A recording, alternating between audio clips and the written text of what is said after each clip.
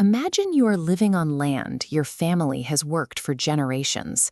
Your community is stable, your traditions are ancient, and then a force arrives from across the ocean.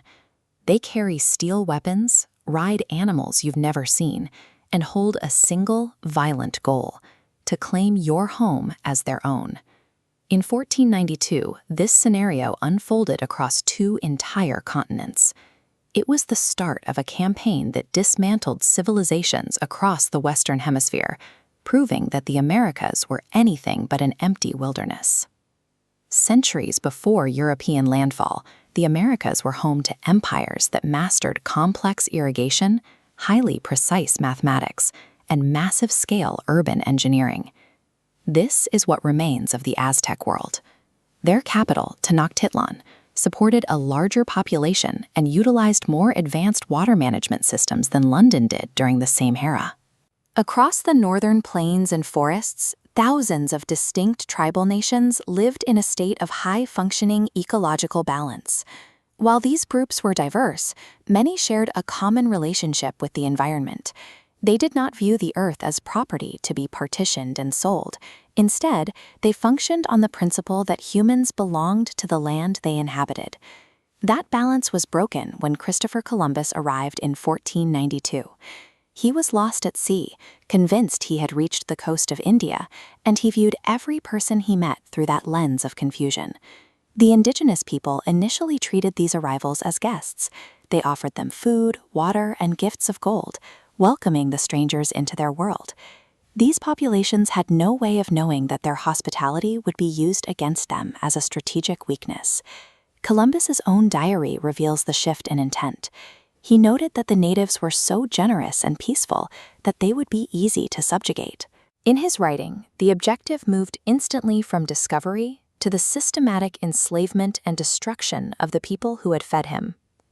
The conquest was driven by an arsenal of distinct weapons, starting with a biological catastrophe. Europeans brought pathogens like smallpox and measles, viruses that had circulated in the Eastern Hemisphere for centuries. The indigenous people of the Americas had no prior exposure and zero immune defense against these diseases. This chart maps the result. Within a few generations, 90% of the native population was dead. In many regions, the villages were empty before a single European soldier ever set foot in them. For the survivors, the next weapon was a massive gap in military technology.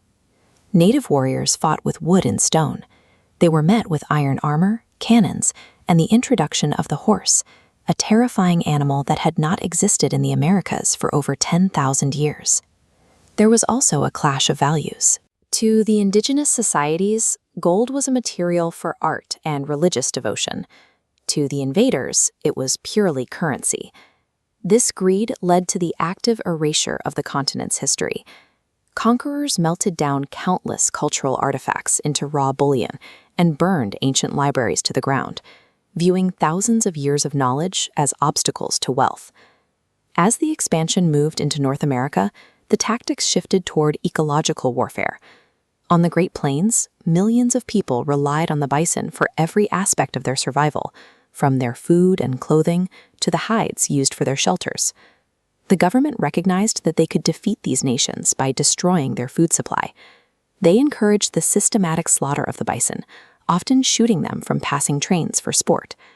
A population of 60 million animals was reduced to near extinction in decades.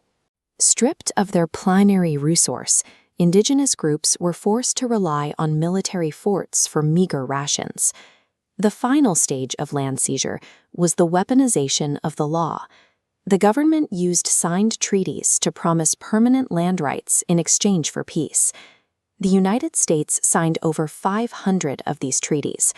They broke every single one of them the moment gold or valuable timber was found on the land they had promised to protect.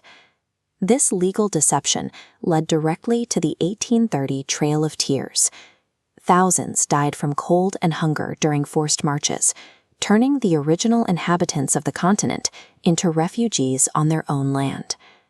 After the military and economic foundations of these tribes were dismantled, the strategy shifted to the destruction of the indigenous identity itself.